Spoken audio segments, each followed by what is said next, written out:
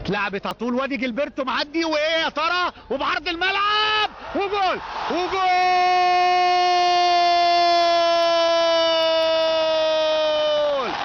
عماد متعب يعلن عن نفسه ويكسب ثقة مانويل جوزيه، ومن كرة جميلة لجilberto من ناحية الشمال بيحرز النادي الاهلي الهدف الاول.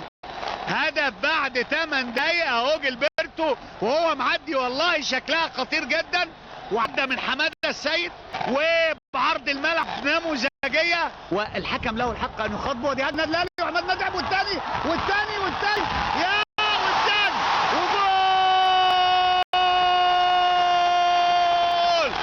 مش ممكن، عماد متعب بيحطها بالعرض ولاعب السويس بيجيبها بنفسه.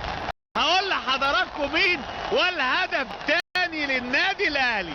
ياه، في مهرجان اهداف ولا ايه النهارده؟ والسويس الاسمنت مخضوض لسه، او اسمنت السويس مخضوض.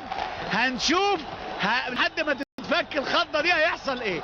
ادي اهو تريكه بلمسه جميله جدا، وعماد متعب داخل، وطريزه لحارس المرمى، وبعرض الملعب، وابو تريكه وبيعدي ابو تريكه بسرعته، وبيعدي